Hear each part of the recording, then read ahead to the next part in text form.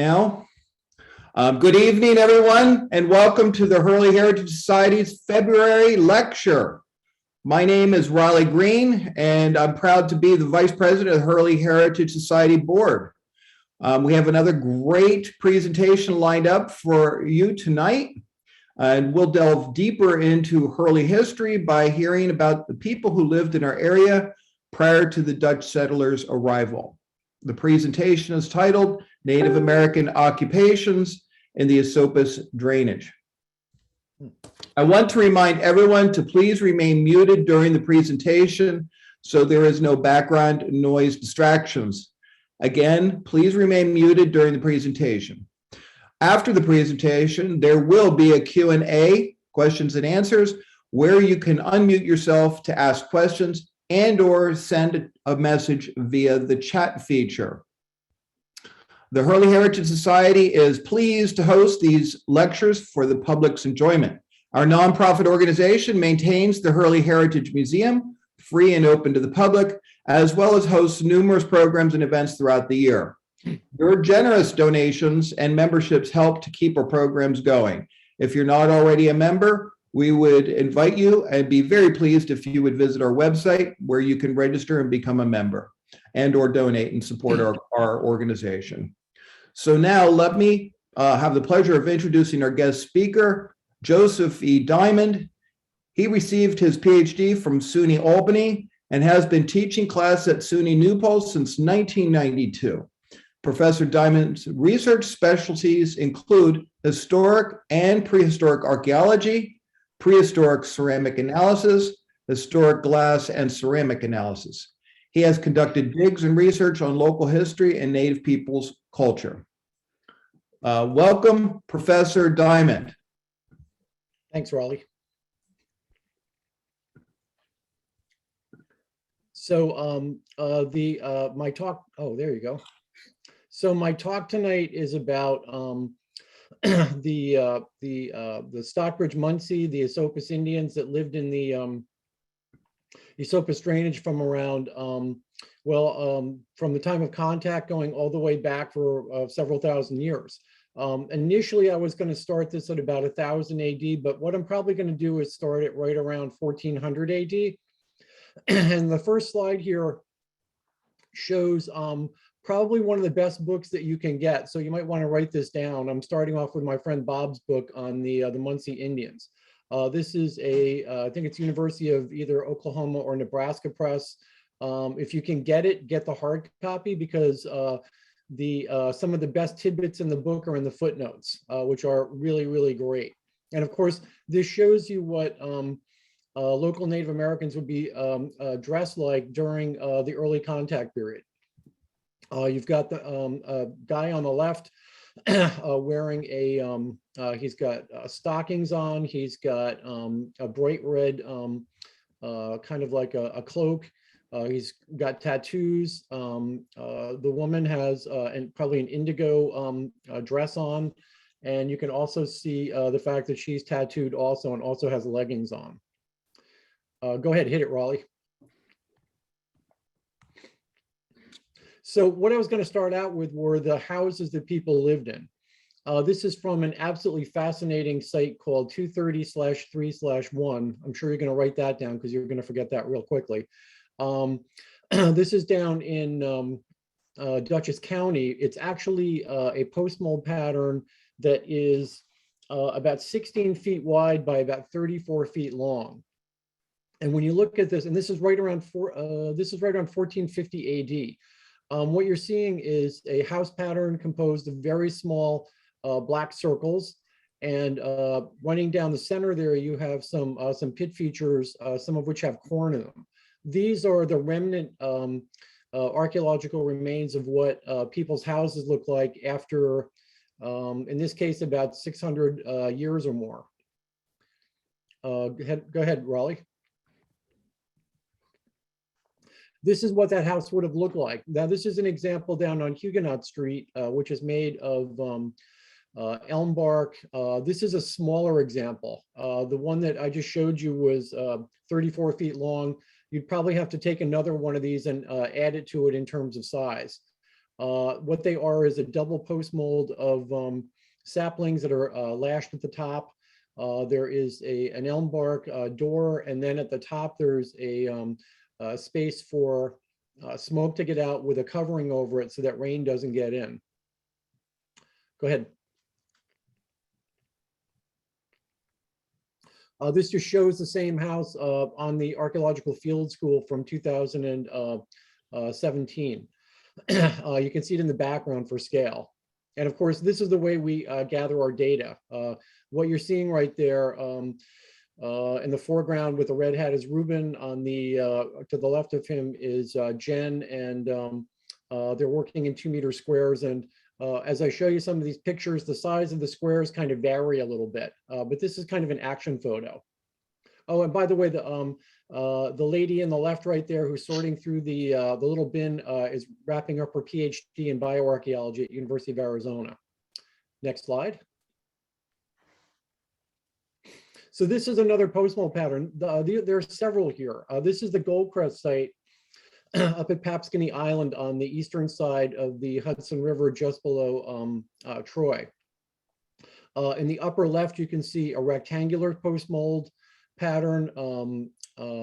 Just to the right of that, you can see a circular one. So this kind of gives us this idea that just before contact, the Stockbridge Munsee, Mohicans, Munsee speakers down here like the Warana-Wankongs and the Waranics basically had multiple housing styles. They had rectangles, they had squares, they had ovals, and they also had circular structures. So it's kind of like, you know, whatever probably fit the bill during the time of the year.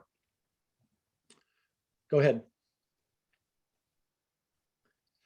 So these are some of the artifacts that a friend of mine, George Van Sickle, found, what's called Dixon's Flats. So a lot of the artifacts and a lot of the data you're going to be seeing tonight is from George Van Sickle, who was a friend of mine. And Lucy and Rusty Van Sickle gave me his collection to keep at the college. What you're seeing here are some trade beads from the probably the contact period around maybe about 1625, 1630 to around 1640. And these are from a site called Dixon's Flats. So one of the things that George did was whenever he walked Dixon's Flats, when he found things, he would immediately wash them and put little tags on them. And if he didn't get to it right away, what he would do is put them in little labeled bags or keep them in a bag labeled by the site. So what's really, really nice about George's collection is it is a really great collection for research. And the other thing is that all of his sites have New York State Museum numbers and State Historic Preservation Office numbers, and they're all in the Cultural Resource Information System at the State Historic Preservation Office. So George is one of those great avocational archaeologists that really, he's probably the backbone of archaeology in the Esopus drainage. Go ahead. These are other artifacts from Dixon's Flats. So the other ones were trade beads from the contact period. These are some of the same artifacts from the early contact period. And what you're seeing here are drills. So if you were to go to, let's say Lowe's or Home Depot and get a drill, it would not look at all like these. These are stone examples. Some of the one on the upper left has its bit broken off, as does the one on the lower right. Probably the most complete is the one in the center bottom, which looks like it's for piercing through hide or yeah, possibly leather or something kind of like that. And I'll show you more of these from other sites in Hurley. Go ahead. And all of those are made from local Onondaga cherts, as are these. These are what are called preforms. So before you are making a projectile point known as an arrowhead, basically, at least in this case, you're going to be doing what's called a preform. You're going to be taking the local cherts from any of the exposures in Hurley. I saw my friend Nick and Doris on there before. They have chert exposures further down on 209 in their backyard. This black cryptocrystalline rock is what you can kind of work your way out of the limestone, and then you basically flint knap it down into something that is kind of a preform here, or you can get a really good cutting edge out of it, or go to the next slide. You can turn them into deadly little projectile points. So these are, again, all of this is from Dixon's Flats. And all of these are arrowheads. I don't really have any spear points, I don't believe, from earlier, because I'm focusing on 1400 to contact. By that point, most of the, if not all of the projectiles that were tipped had stone, these are called Levana points. And you can see they're really quite deadly. They vary in size. As we get closer to contact, they get smaller and deadlier. And these all would have been on an arrow. Go ahead. Again, still from Dixon's Flats, some more drills, and then also a very large knife on the right. And in the lower right there of all of those drills, you can actually see a bit fragment. Very often we find bits that are just, they've broken off. I know I do it with my my drill a lot, where I lean the wrong way and I wind up with a broken bit and I throw it away. And I very often think about when I find these archaeologically. So you can see a lot of these are broken off at the tip. I think we only have maybe one or two here that are really, three that are really working pretty well. So these are used for drilling through stone, through bone, through antler, through wood, any kind of hard material. And you can use the either the tip of the bit, or you can put some coarse sand and spin it sideways and let the sand do the work, especially if you're drilling through stone. And of course, on the right there is a very large stone knife. And again, all of this stuff is local chert from the Onondaga Formation, which is just running all up and down through Hurley, all the way up through Stone Ridge into all the way up to Saugerties. So if you're driving along the thruway up near Saugerties and you see those big exposures and you see these long lines of horizontal black material, that's the stuff you're looking at right there. Go ahead, Raleigh. We have a question from someone. Where is Dixon Flats? Dixon Flats is now owned by the organic farm that's across the creek from me. It's out along 209 south of Hurley. So these are scrapers. Again, all of these are, except for the one in the lower right, all of these are Onondaga cherts. These would all be hafted on a handle. Probably the best example is the one that is the fourth over from the left on the top. You can actually see where the handle went on that. Some of these can be held in your hand. In each case, I have the scraping edge at the very top. So these are used for cleaning off the inside and also the outside of hides. You use this to get the blood, the fat, any of the membrane off the inside of the hide. You can also use it to take the hair off the outside if you just want to make leather. And what we generally do is we look at the steepness of the angle on these. So you really can't see in the photos, but the actual scraping edge on all of these is at the top of each one, and it's rounded off.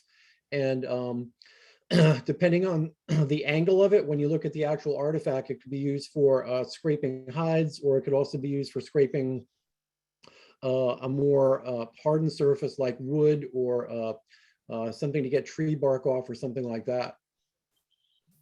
Go ahead.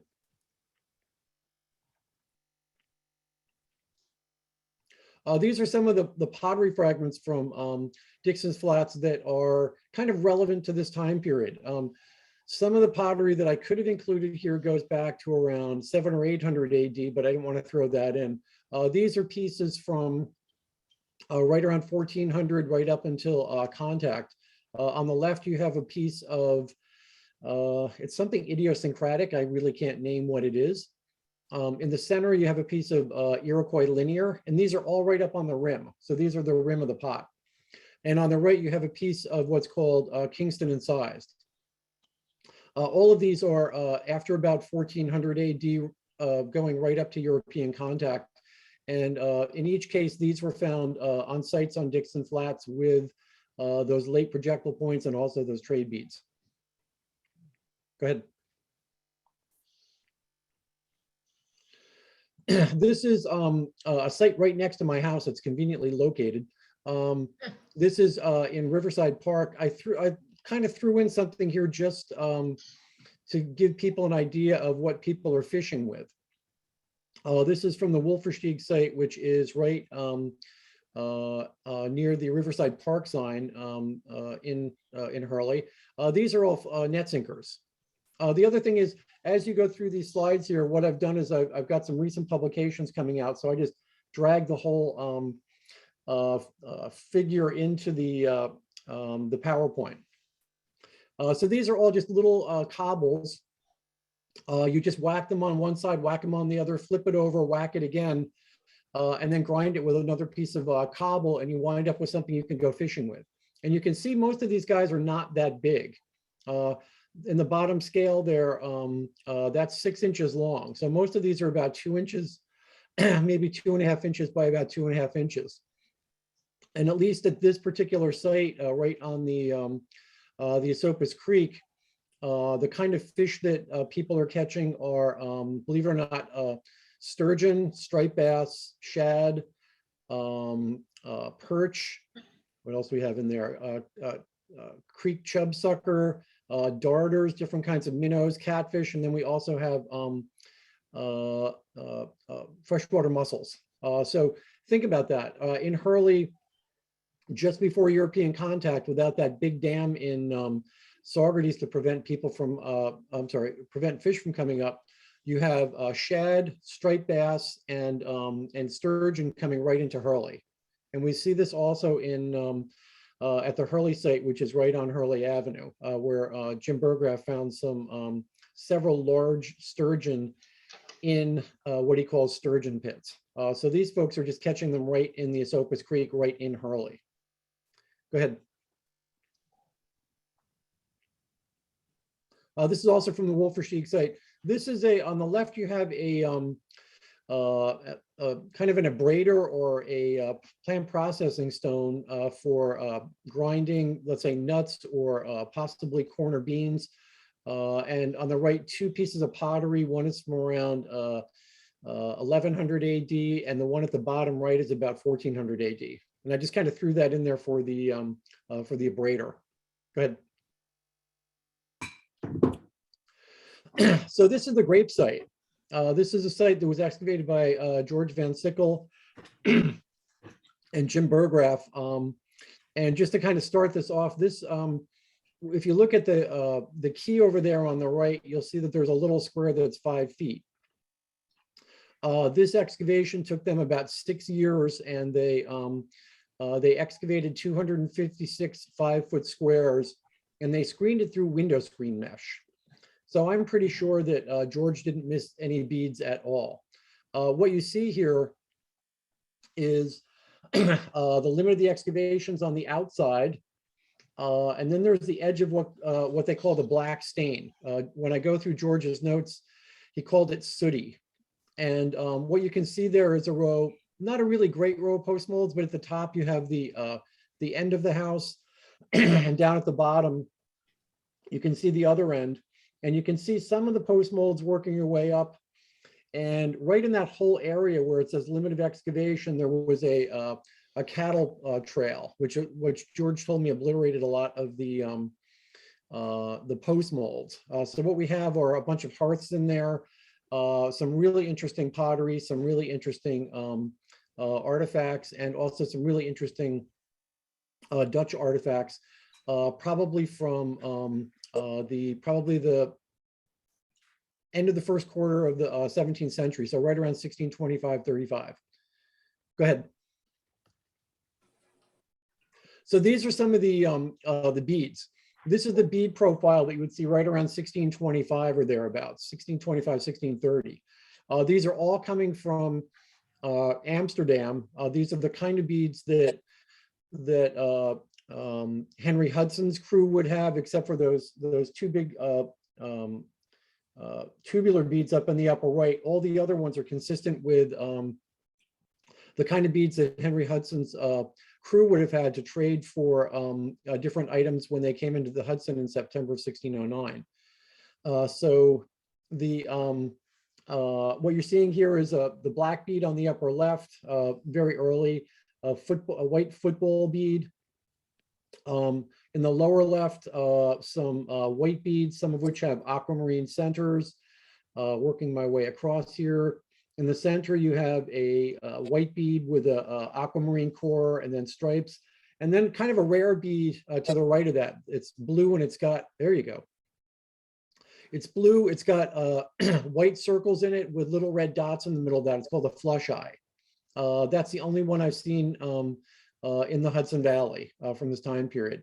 And on the right, we have two what are called chevron beads, which are much more common on these early contact period sites. In fact, we have a lot of those from Huguenot Street, which has probably about 70 or 80 trade beads from this time period.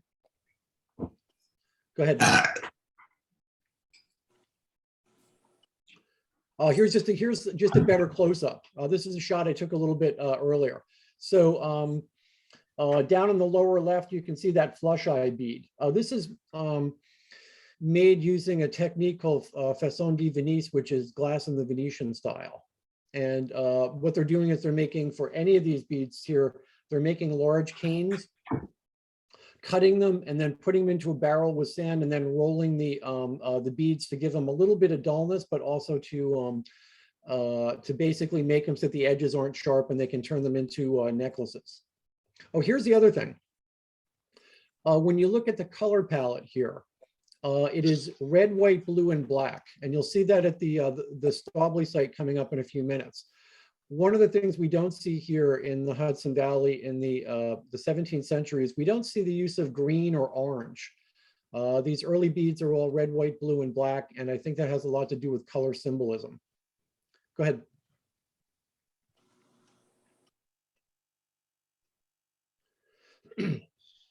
The ceramics, oh, thank you. Ceramics from the grape site. These are, hey, Raleigh, just cut that back just a little bit. Okay, yeah, so that gives you the names of the ceramics. So from in the top row, you have Kingston incised, you have Atstungo notched, then you have two Kingston incised, Kingston incised across the bottom with a corn motif, and then more Kingston incised. This is the most common ceramic for the Native Americans in the Hudson Valley from about 1550 right up to European contact. The type site is in Kingston. We don't know where it is yet. It's still, I kind of have an idea, but we still haven't found it yet. But I think I'm getting to a point where I think I know where it is. The piece in the upper left center, the Atstungo Notch, is named after a site up in Iroquois territory. So one of the things that is kind of a historical, just the way things happened historically, is that a lot of the Iroquois sites got excavated earlier than the ones down here. So because the ceramics are so similar, we use Iroquoian names. That doesn't necessarily mean that these are Iroquois ceramics. It just means that they typed it first. So I have to kind of use that, that particular type name for the ceramic. Go ahead.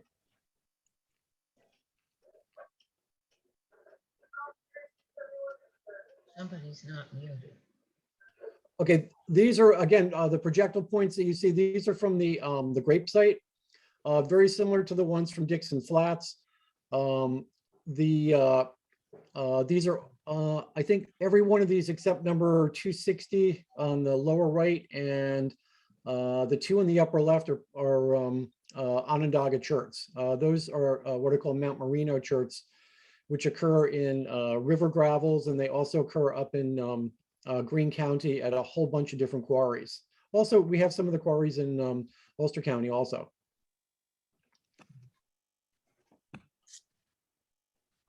Go ahead. More artifacts from the grape site.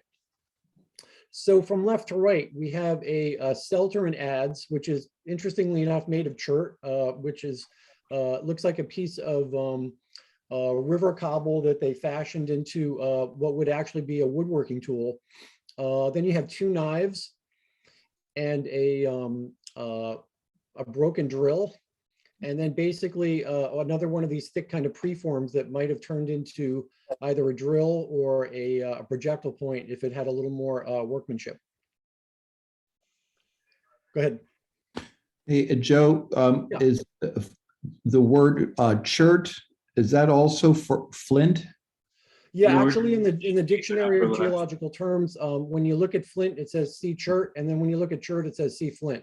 It's a cryptocrystalline rock that we have in the Onondaga Formation, literally all around us. And Raleigh, when I drove up to your house the other day, you've got that Onondaga limestone all up and down your street, some of which has chert in it. The Mount Marino stuff, which is the upper left, that crops up in the town of Ulster, in Port Ewan, in Saugerties, and it goes all the way up the western side of the Hudson, and then it also crops up on the eastern side of the Hudson. Go ahead. This is still from the grape site. So what you have here is a smoking pipe fragment in the upper left, a siltstone penis. This is one of about 4 or 5 we have in our collections from different locations in the Hudson Valley. And this is one of the really cool things about the grape site. On the lower left here, all 3 of these, all 4 of the bottom beads are made from whelk columns. So what I'm going to be showing you is people making what are called shell beads, and then also wampum. These are shell beads. So if you're familiar with the whelk that you find on the beach, if you break that open and it's got like a little twisted column on the inside, what the local Native Americans would do would be to cut that into sections and then drill it out. And I'll show you what the drill looks like in a few minutes. So these are going to be worn as decoration. And again, keep in mind that this white color signifies purity. So when you think about these early sites, you've got red, white, blue, and black. And those glass beads that I showed you from the Netherlands are going to be strung between these large white beads also. Go ahead.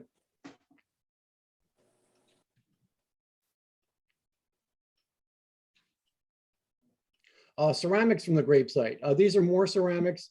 From that other shot I showed you, you realize that most of the ceramics are Kingston incised. These are also Kingston incised. Kingston incised is characterized by having these ladder-like designs that are that fill in areas between vertical incisions, and then they also have obliques. So the one here on the left has little ladders within the verticals, and then the one in the really large piece that's mended in 3 pieces put together has not only kind of like wedge-shaped ladders, but it's also got obliques coming between those. And that little thing at the top there, where it comes to a point, that's called a castellation. And I'll show you what those look like a little later, because I have some full pots that I can show you that again are from Hurley. So this is a really local talk. And I'm still on George Van Sickle stuff here too. Go ahead.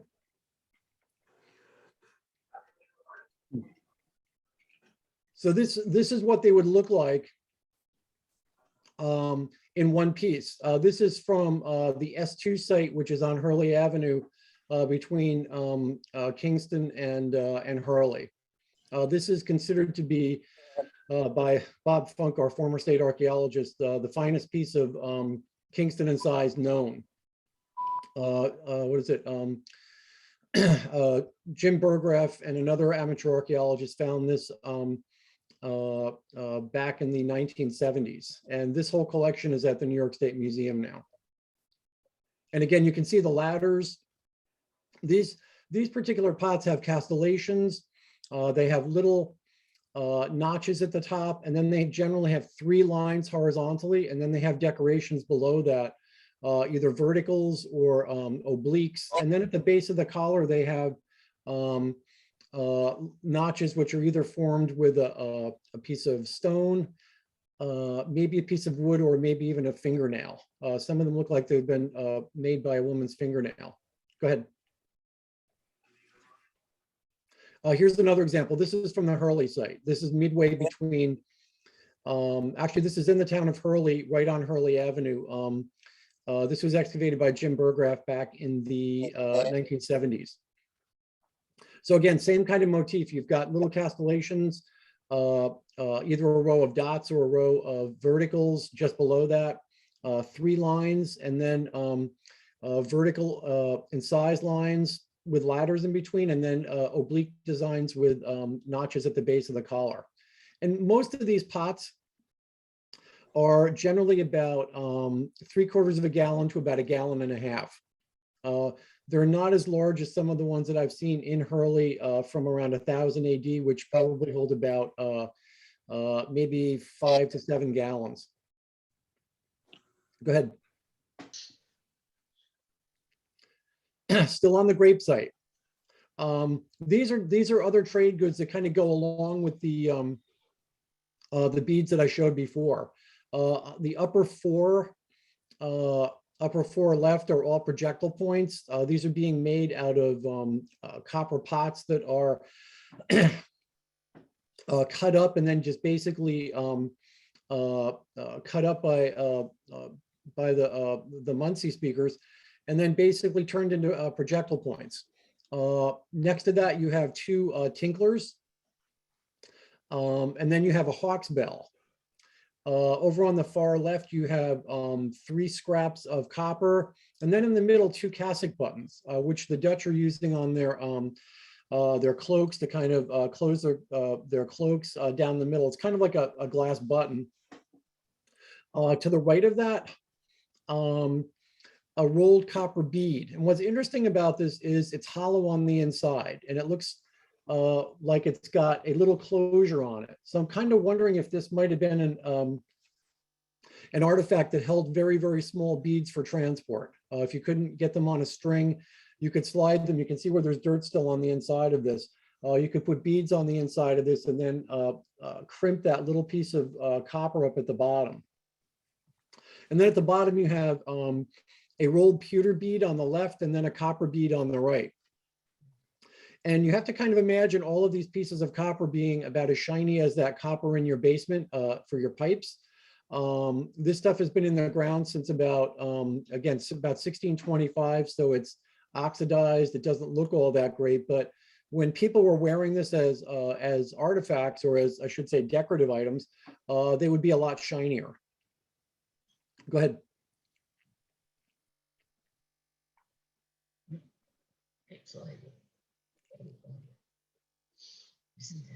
Okay, this is another site nearby. This is a site that George took me to on an incredibly hot day. He actually brought Bob Grimmett to the site. This is out in the middle of nowhere, and Bob was out there on a really hot day and had to actually lay down and take a nap before he left with George because he was so tired. But I went out there with George on a very hot day. Unfortunately, I had no water, and I put 1 shovel test in the ground, and the volume and the amount of artifacts I found was like incredible. So our field school spent 4 years there. And so you'll see some of the same beads that I showed you from the grape site. In the upper left, you've got a white football. You've got a bright blue bead. The one that looks like a gooseberry, kind of in the middle top, is what's called a gooseberry bead. The bead to the right of that is an ultramarine blue bead, very, very similar to the blue that you see in Venice in chandeliers. So if you are familiar with any of the chandeliers in Venice, when you look at them, they're called cristallo glass, and they also have the same blue glass as in riggery and in different kinds of decorative elements. Upper right, again, a chevron bead. Lower left 2 are white, kind of like opaque beads that have aquamarine centers. And then you basically have some other really kind of rare beads in the Hudson Valley. That 1 second from the right on the bottom is a chevron bead that doesn't have any red in it. It's a much more rare bead than the ones that have the red core. And most of these red cores have about, I think they have about I think they have about 7 to 8 different layers of glass on them. And again, that's 1 centimeter. So 2.5 of those is an inch, for those of you that aren't metric. Go ahead.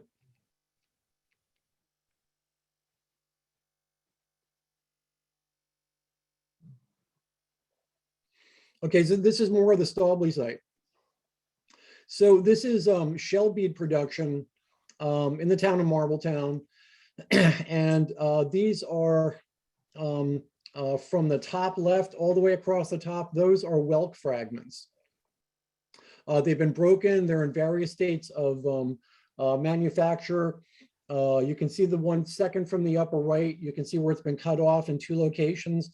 Almost all of these have been cut off with stone tools. The bead in the upper left is a small section of a Bisicon bead. So you can make these either into long white beads or you can cut them into smaller ones.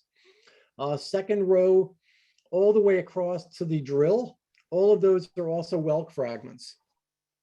And then here's an Onondaga church drill that they're using to make the beads. So prior to the contact period, when people are getting these iron drills called a mux, people had to make very, very fine chert drills to basically drill through the Bisicon column to actually make beads. And on the lower right there, you see 2 what are called mercenaria. Those are just hard shell clam.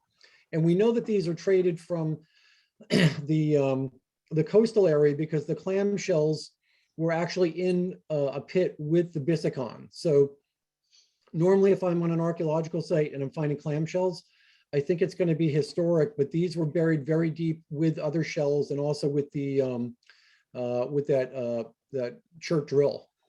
Go ahead. And again, all of this stuff is for either trade or for making necklaces for personal adornment. This is Staubli site. Upper left, we have 2 Kingston incised. And of course, the one on the far left, you can see that that oblique kind of ladder coming down. What else do we have there? On the upper right, it's kind of untyped. I really haven't figured out what that is. That might even have been made by a child because it does not meet most of the requirements for a halfway decent piece of pottery. Scroll down just a little bit, Raleigh. Okay, yeah. Yeah, okay, so yeah, that is a child's pot. On the lower, on the bottom 2, you have Stungo notch vessel fragments. And again, all of these are from a site that is primarily from around maybe 1400 right up until European contact. Maybe this one's maybe like to 1615. This is an earlier trade bead profile than the grape site. Go ahead.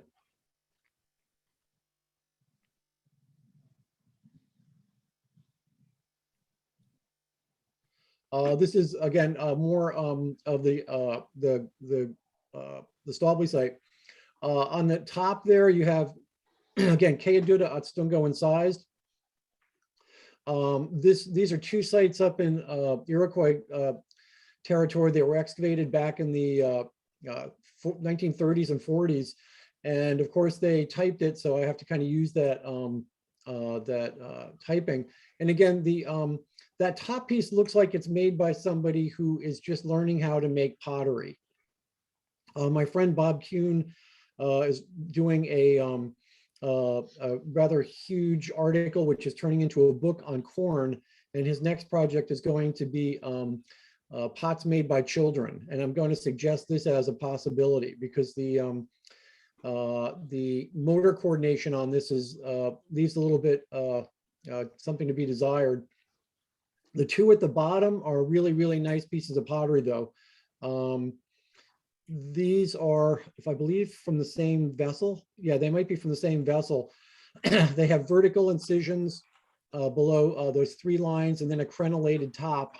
And then at the base of it, you have those large notches. And again, the other thing I can say about Munsee pottery, it's very idiosyncratic. There's a lot of it that looks a lot alike, but a lot of it is very, very different owing to the probably the ability of an artisan to just basically do what she wants to do with an idea, but kind of spin something off on her own. Go ahead.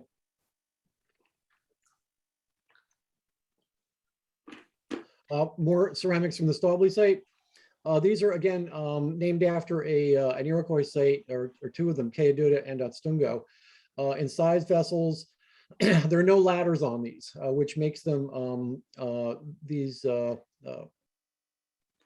particular two types. And sometimes it's difficult to tell if it's Cayuga or Otstungo, so a lot of people just call it Cayuga Otstungo at this point. And again, these are not Iroquois; they're made by the local Munsee. Go ahead.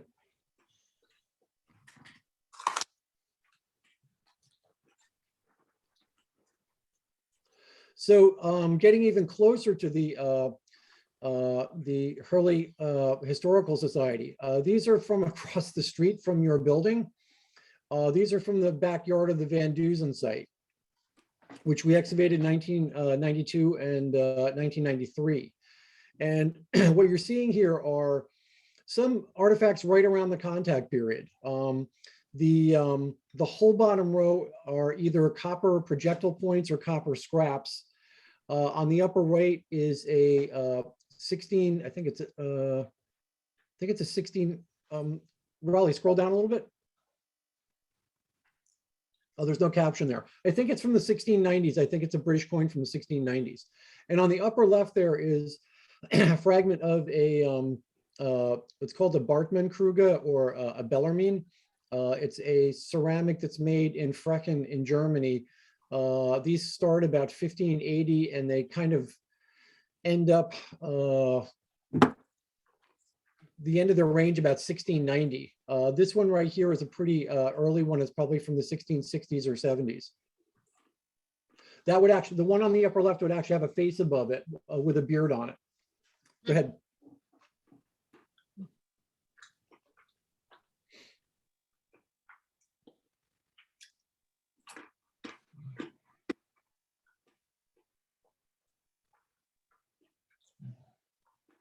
Won't change. Okay, so more artifacts from the Van Dusen site. The Van Dusen site is interesting because it goes back to the earliest occupation is about 6300 BC, and that's right across from the Hurley Historical Society. We also have occupations in Hurley right across from the new library at right around 9000 BC. But again, this is kind of later stuff. Again, drills, drill bits. On the lower left, you have a small knife that might be used as a drill at the very tip. That particular piece is made of kind of like a brown jasper, which might be either from Orange County or could be being traded in from Pennsylvania. Go ahead.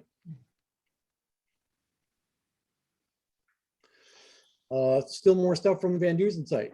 On the left, you have a very small woodworking implement. It's kind of like a chisel. And again, look at the scale here. It's about probably about 2.5 inches long. Very, very finely worked. In the center, you have what's called a sinew stone. You can see those little kind of grooves all the way around it, from the bottom all the way hooking around up to 12 o'clock. Those are used for running sinew through to tighten it up and use it for sewing. Upper right, you have a scraper, and lower right, you have a small net sinker. We didn't get a lot of net sinkers at the Van Dusen site. I think it's because it was so far away from the creek, and also because the site had been partially picked over back in the early 1900s when it was plowed as to get it ready for an orchard. Go ahead. Joe, we had a question. Where are all of these artifacts housed? Are they in a museum for I guess for observation or viewing? Most of these, in fact, I think all of these are currently at SUNY New Paltz. Yeah. Oh, and related to that, we don't have any, we are in a new building at SUNY New Paltz, so we don't have any locations to actually show this stuff. So we don't, because of fire codes, we really can't even put glass shelving out in the hallways because of problems with egress during a fire. So all of this stuff is, for the most part, it's bagged up by archaeological site. You can see most of these have numbers on them. A lot of these are coming out in an article in Northeast Anthropology coming out in 2022, and the Grapes and Staubley are coming out in a New York State Museum book chapter on the period 1400 AD to European contact in the Hudson Valley. There's a new book coming out in the State Museum. It'll be downloadable and free. It's called New York State Archaeology in the 21st Century. So once that's out, everybody that's listening here can go to that and download the PDFs for the chapters and just have the whole book on your computer. So again, this is back to Van Dusen. This is, again, scrapers, and over on the upper left there, it looks like a scraper that's part of a broken projectile point. Very often when people broke an artifact, there's still enough there that you can use for something else. So what you can see there is a kind of a tang sticking down. The projectile point would have hooked around underneath that to be a big triangle, but they've used the top portion of it as a scraper. It's just, you know, something you can do very easily to make a tool out of just an expedient tool out of just a rock that you have laying around. Go ahead.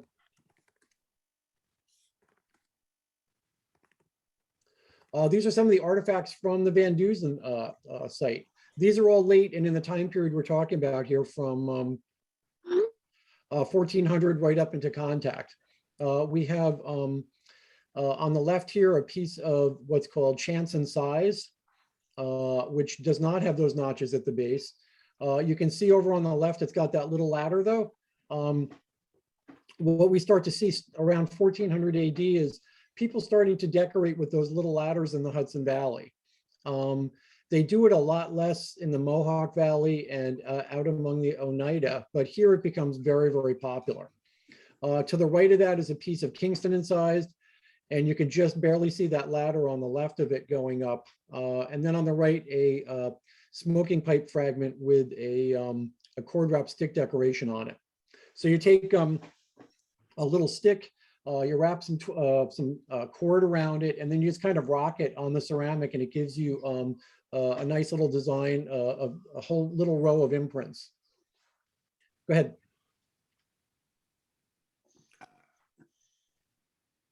And again, these are some of the projectile points from the Van Dusen site. Again, the Van Dusen site goes back, as I said, to about 6300 BC. What I did here was I just took photographs of the latest stuff. We have numerous occupations from 6300 BC right up to European contact. And it's very possible that that Bellarmine fragment I showed you might be from the 1660s occupation of Hurley prior to it being burned to the ground. But these again are just arrowheads from the local Munsee. Go ahead.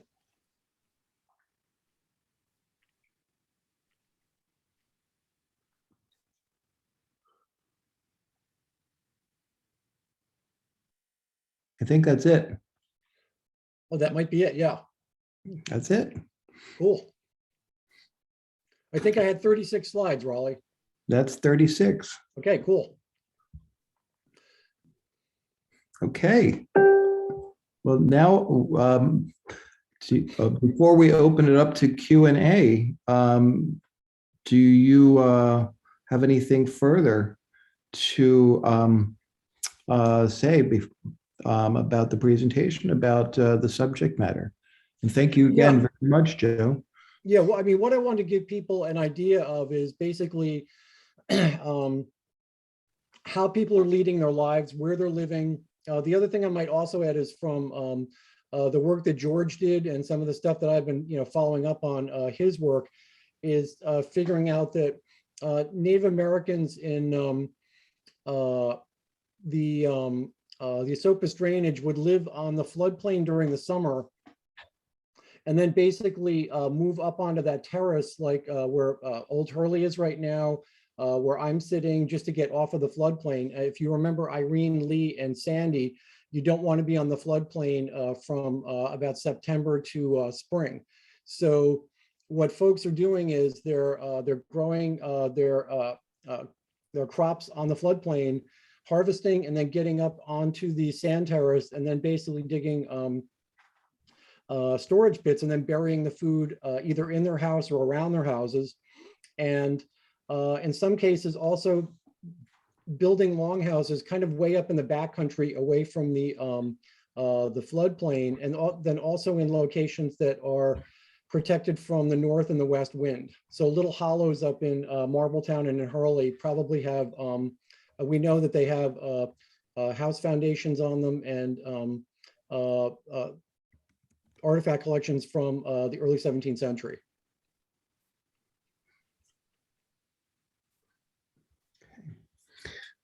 All right. Well, at this time, does anyone have any questions that they would like to ask?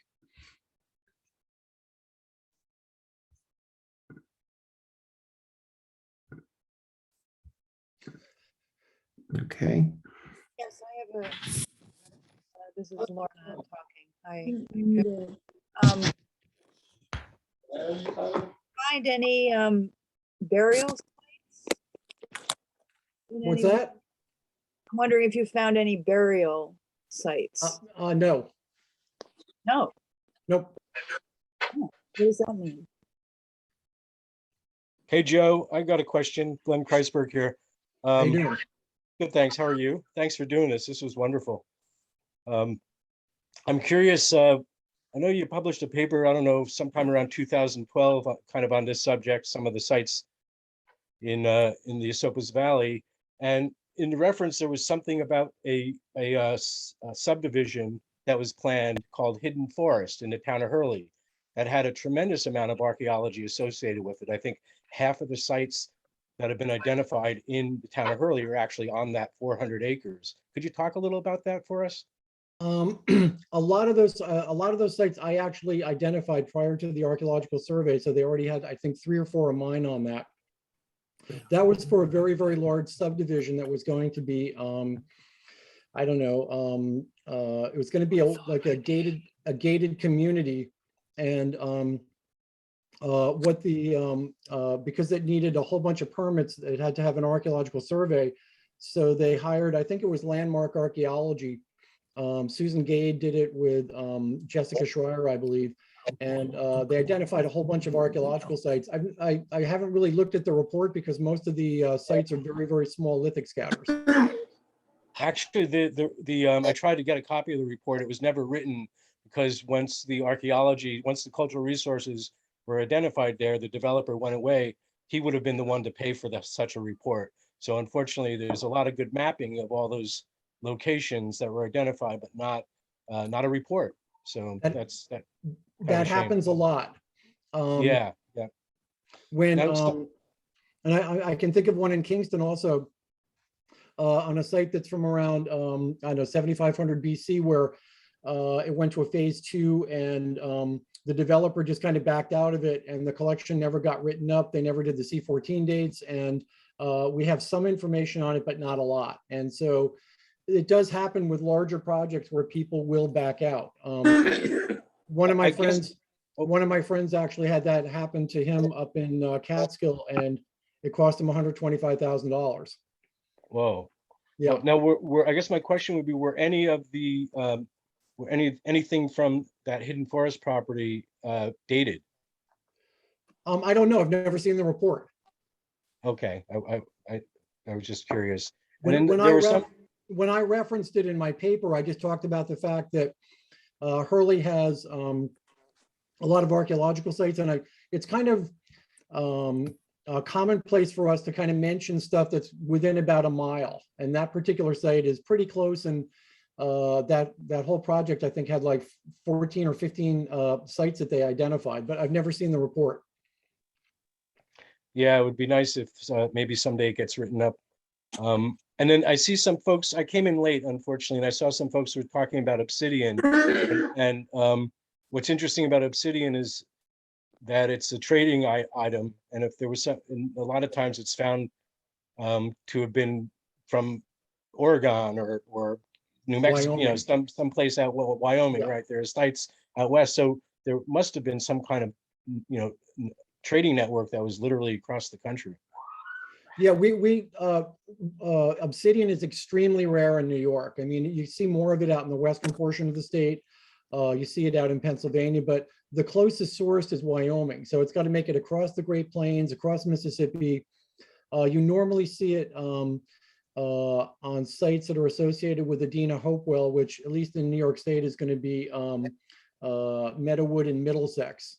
And it's incredibly rare. I mean, I know I have friends that did a shovel test in New Jersey and found a blade from of obsidian, and they were like flipping out. They're like doing backflips.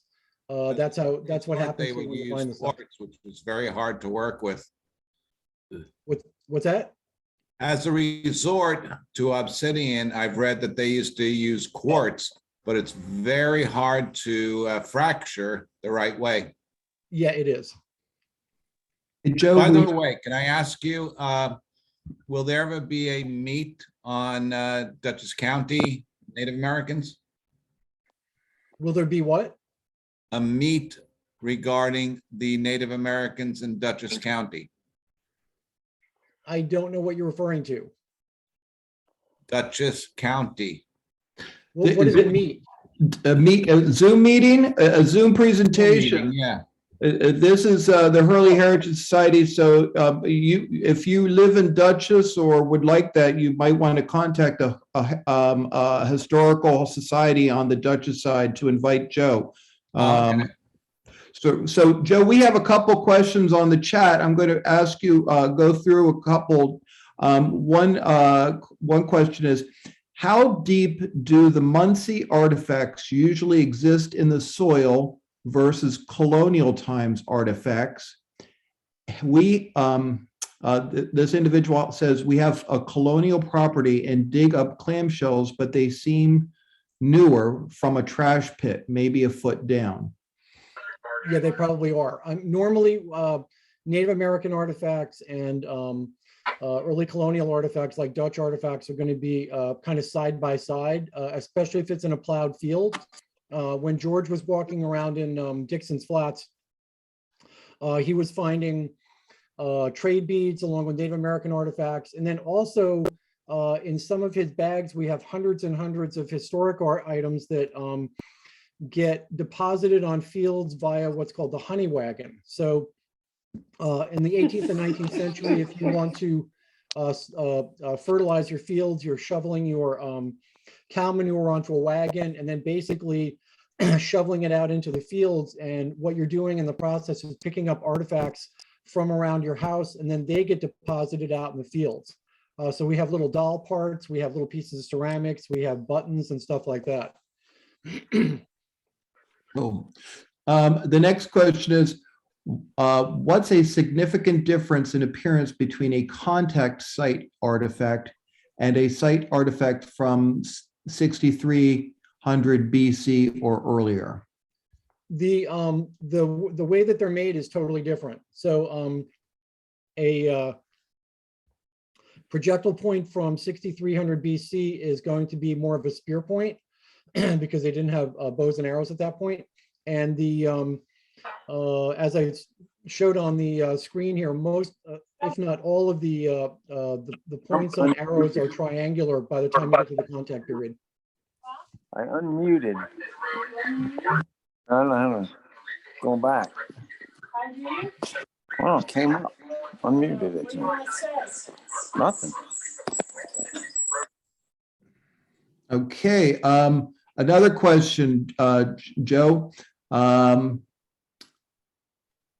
Can you identify something from an earlier, later date based on the maker's techniques? Yeah, if it's when we're talking about projectile points, those change over time. They're called temporally diagnostic artifacts. So from Paleo-Indian points right up until contact period projectile points, they all change over time. Some of them are around for 500 or 600 years. Some of them are around for 1,000 years, but they change over time. Pottery is the same way. It changes sometimes quickly, sometimes very slowly, but those are what we call temporally diagnostic artifacts. The scrapers, the drills, and the knives that I showed you, those are not temporally diagnostic. Those are made by people for thousands of years, and they all look the same from 5,000 years ago up to 500 years ago. Another question. Are you planning another dig in Hurley anytime soon? Well, this summer, we're planning to excavate in 2 graveyards in Kingston. One is the Dutch Reformed Church, where we'll be looking for the progenitor of all the DeWitts in North America, a guy named Turk Clazen DeWitt, who was born about 1620 and who died in 1700. He lies in an unmarked grave, and his descendants would like us to find him. What they want to do is do DNA analysis and facial reconstruction. And then also, we're assuming we're going to find his wife near him. So they also want to have Len Tantillo do a family portrait because they're going to have facial reconstruction done at LSU. The other portion of our field school is going to be working on Pine Street, looking at the Pine Street African-American graveyard to try to figure out how big it is and also how many people are actually buried there. All right, the next question is, would the housing structure on the floodplain in the summertime been similar to the structure upland in the winter months? Yeah, very similar. Yeah, they're almost the same. Yeah. It really depends on family size. So on Dixon's Flats, we have evidence for 3 different structures. I mean, when I first met George, he showed me these large black stains, and those are the same locations where people would go back year after year and build their houses. In the upland areas, they're about the same. They might be a little longer. They might be like in the case down on the Wappingers, what I say that was, yeah, the one at Grapes was 110 feet long and 29 feet wide. The one down in Wappingers was 16 by 34. It depends on the size of the family. You can either have larger family groupings in one longhouse, or you can have multiple small longhouses within a couple hundred feet of each other. Okay. All right. Someone's interested in knowing what your plans are for the summer field school. Oh, I just said that. It's we're going to be excavating in Kingston. Okay, so that's part of, okay, that is the field school. We're going to be splitting our field school into 2 groups, excavating at the Dutch Reformed Church and then also at the Pine Street African American Cemetery. Mhm. Okay. Well, I've gone through all the questions on the chat. Does anyone have any additional questions to ask our very, very knowledgeable professor? Actually, here's a question that just came in. What often identifies a significant native archaeological site? Is it the numbers of items in a certain area of size? What are you looking or hoping to find that would expand the understanding of early native artifacts? Well, the really nice thing about the grape site that George excavated was the fact that it's what we call a single component site, which means that nobody ever lived there before that occupation and nobody ever lived there after. And so the cool thing about the grape site is it gives you a slice of time where you can see what's in a longhouse. You can see how many pots they broke. You can see what they ate over the course of probably like one winter. And those are probably the most important sites. George also turned me on to a couple of others that are local that I haven't gotten to yet, but that Bob Funk said to me, hey, why don't we go out and take a look at those? And we just still haven't gotten to that yet. So I can think of one or two others that might be as good as the grape site, but the grape site is, it's unique at this particular point in the Hudson Valley, except for the 230/3/1 site that I showed you. Where's the grapes site? It's in Marbletown. Marbletown. Okay. For those who are asking whether this lecture has been recorded, yes, it has been, and it will be posted onto the Hurley Heritage Society website within about a week. And we will notify on Facebook when it has been posted. I do have one final question from Glenn here, if I may, before we end. Sure. Joe. Go ahead.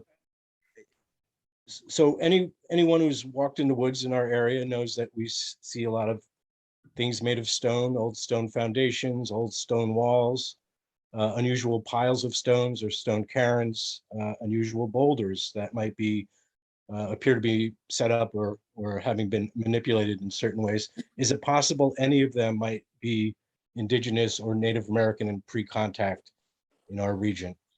No. Absolutely not. So the OSL dating of a Cairn and Overlook Mountain to 1590 would be something that's post-contact? If that's the actual date, or wouldn't that show that it would be something that's pre-contact? I don't, what did you say about a date? There was a study done on a site up on Overlook Mountain by Professor James Feathers from Washington University, and he used optical stimulated luminescence dating methodology to sample or analyze samples of soil and rock that were taken from below the stone construction, and that would enable him to determine when sunlight last shone on it, on the minerals within the samples, and they came back with a date of 1590. So that, to me, that would be, right on the cusp of contact. But to think Europeans would have been building structures like that in Ulster County in 1600 even, that would, that's before Hudson sailed up the river.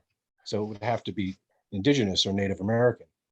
I'd have to say that there's something else going on there besides just basically light hitting a rock. I mean, that might have to do with taphonomy, how the rock got buried. I literally don't buy that. I mean, you're more than aware, Glenn, of my opinion on rock piles in the Hudson Valley. And basically, we've had this conversation numerous times. There's no indication that any of these have ever been used for burial mounds ever. And I don't know, what can I tell you? There's nobody home under these things. Well, not necessarily burials, although in some regions burials are under stone mounds. This would more be ceremonial, and I know archaeologists don't always talk in depth about ceremonial things, but it just seems like the door should be left open that some of these might be pre-contact and might be Native American. Having been on the land for 10,000 years before Europeans arrived, they had plenty of opportunity to build with stone.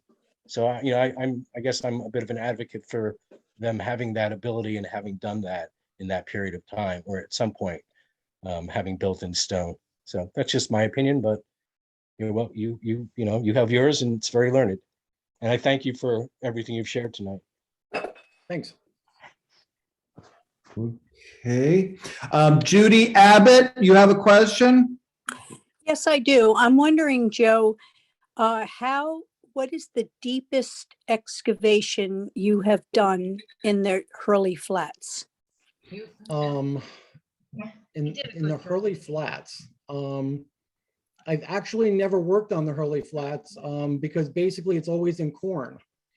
So we've done excavations right across from the Hurley Heritage Society on the sand terrace right out by the graveyard, and we've gotten pretty deep. We had a storage pit that went down probably, I don't know, 5.5 feet.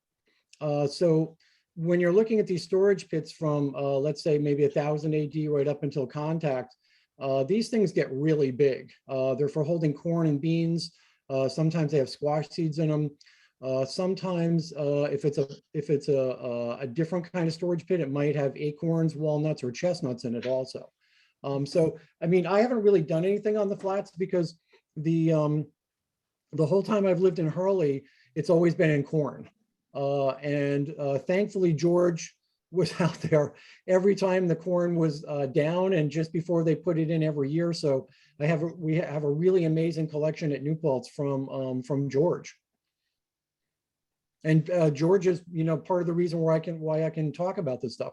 When I first started getting into this time period, there was very little known about it. When you look at Bob Funk's book on the Hudson Valley, it's called The Blue Funk. He's only got one page on the contact period. And he's only got, I think, 2 or 3 pages on the late woodland in total. So I've spent probably the last, I don't know, 30 something years working on this time period. And then also, while you're finding the late stuff, you're also finding the earlier stuff. I got contacted by the State Museum last Friday about a Paleo-Indian site that I found in 2010 that they might be interested in excavating, which is going to be really cool also because that'll push portions of Ulster County back to, I don't know, 9,000 or 10,000 BC.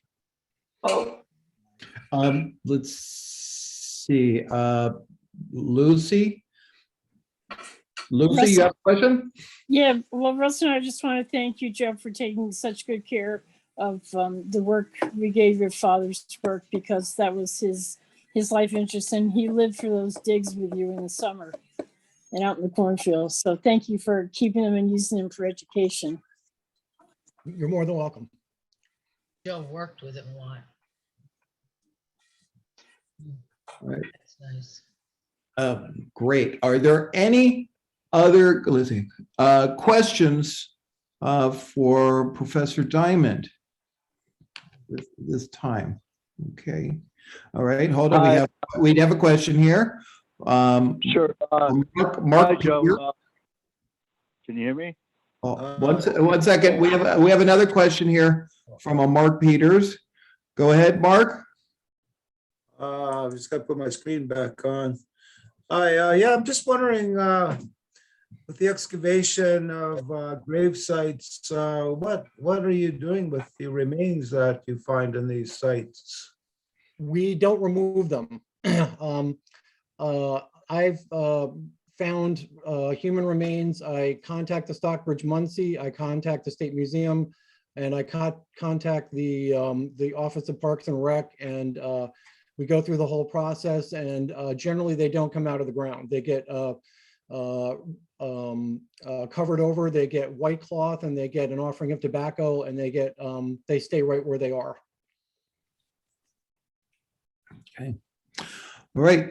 There's a gentleman, another person who had a question, whose identity I don't know except a phone number that ends with. Okay, go ahead. Oh, hi.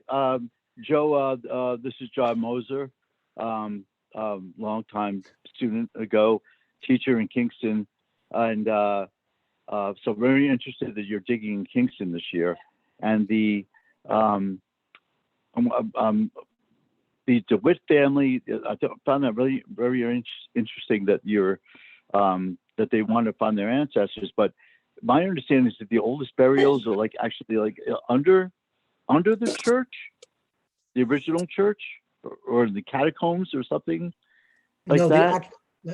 John, it's good to hear from you. Hey, email me at school. I want to start a chat with you. But the early church from the earliest Dutch Reformed church is right in the southwest corner of the lot, right across from the Fred Johnston Museum.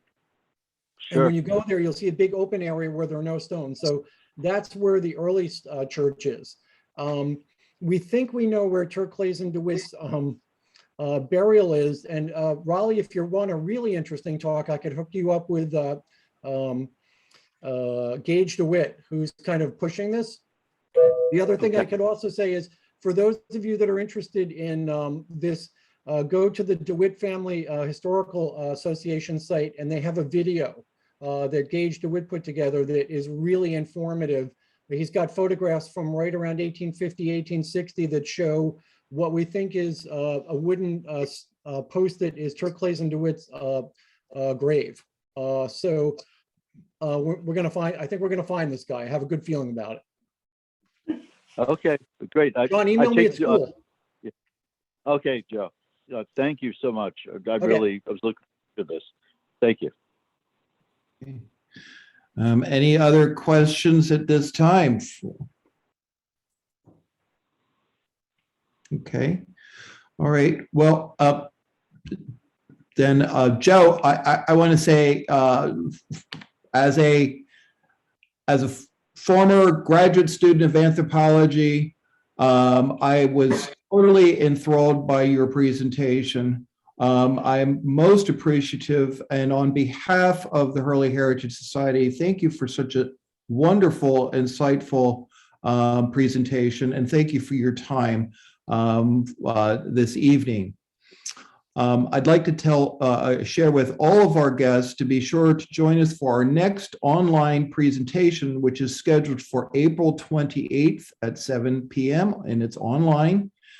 This is something totally different. The lecture will be presented by native Hurleyite Gary Bowen, and it will focus on the story of Sharky, the greatest performing sea lion in the history of show business. Sharky was trained in Kingston, New York at the Seal College. Who knew that Kingston had a Seal College? But apparently it did, which at the time was the world's largest institute for training of sea lions.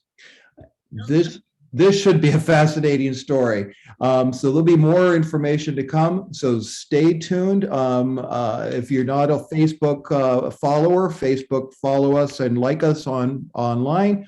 And definitely sign up to receive our email blasts so you'll be informed of our latest and greatest happenings, events, and news. So with that, again, thank you, Professor Joe. And to everyone, have a great, safe, and enjoyable evening. Catch you later, folks.